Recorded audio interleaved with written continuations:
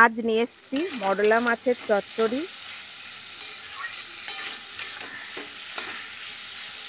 গরমের দিনে একদম দেশি মরলা। তা বন্ধুদের কাছে অনুরোধ রইল সম্পূর্ণ ভিডিওটা দেখার জন্য। নমস্কার বন্ধুরা, মালতী কিচেনে তোমাদের সবাইকে স্বাগত।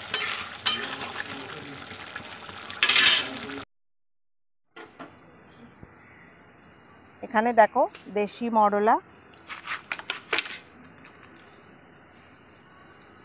অনেকটাই মরলা আছে। তোমাদের আগেও আমি মরলা মাছের চচ্চড়ি দেখিয়েছি, ওটা গাং মরলা ছিল আর এটা দেশি মরলা। এখানে আমি সাদা তেল দিয়ে দিলাম।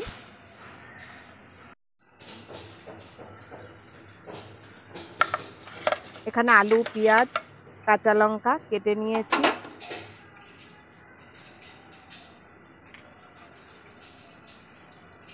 মাছে নুন হলুদ দিয়ে মাছটাকে প্রথমে মেখে নেব।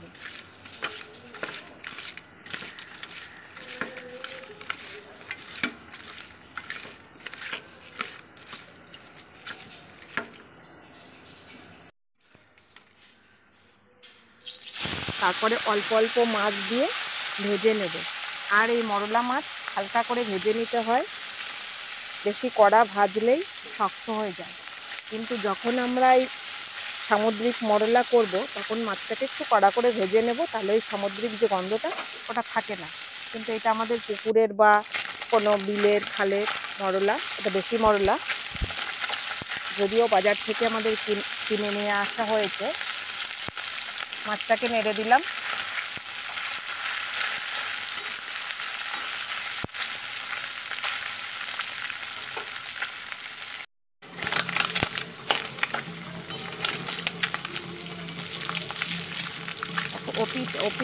এপিট ওপিট করে আর কি মাছগুলো ভেজে নেব। খুব বেশি কড়া করছি না, একটু সাদা অংশ থেকেই যাচ্ছে। আমার সমস্ত মাছগুলো ভাজা হয়ে গেছে। এবার মাছগুলো তেল থেকে তুলে নেব।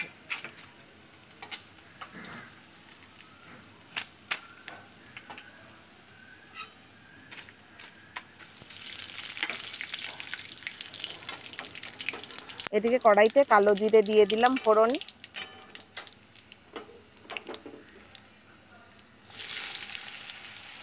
এবার আলুগুলো দিয়ে দিলাম। আলুটা দেখো খুব সরু সরু করে, যেমন আলু ভাজা হয় একটু মোটা মোটা করে ওইভাবে কাটতে হবে চচ্চড়ির জন্য, যদি আলু তোমরা কেউ দিয়ে থাকো। আর আলু না দিয়ে থাকলে দরকার নেই, তবে আলুটা দিলে বেশি ভালো লাগে।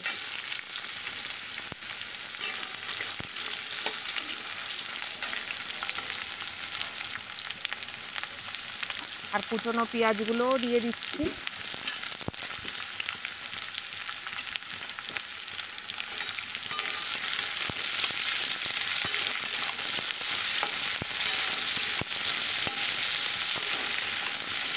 পেঁয়াজটাকে দিয়ে বেশ একটু লালচে লালচে করে ভেজে নেব। তারপরে এখানে জিরের গুঁড়ো, ধনের গুঁড়ো, লঙ্কার গুঁড়ো আর হলুদ গুঁড়ো দিয়ে দিলাম একসঙ্গে। একটু জল দিয়ে একবার কষিয়ে নেব।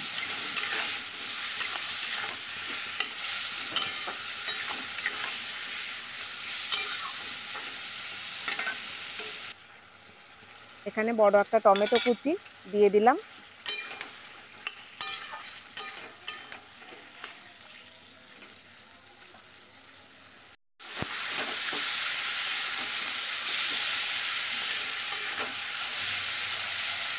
আর একটু ভালো করে কষিয়ে নেব। তারপরে অল্প জল দিয়ে দেব।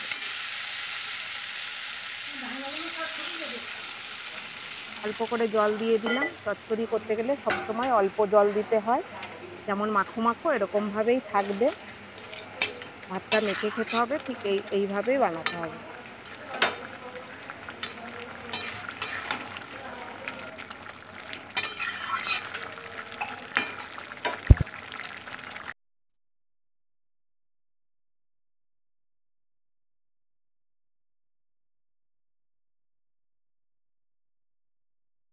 কড়াইয়ের জলটা অনেকটা টেনে গেছে।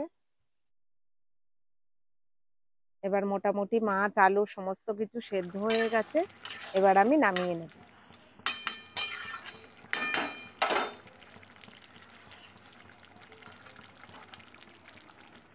আমার মরলা মাছের চচ্চড়ি রেডি।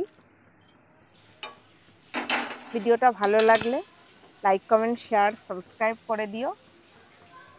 ফেসবুক পেজটাকে ফলো করে দিও।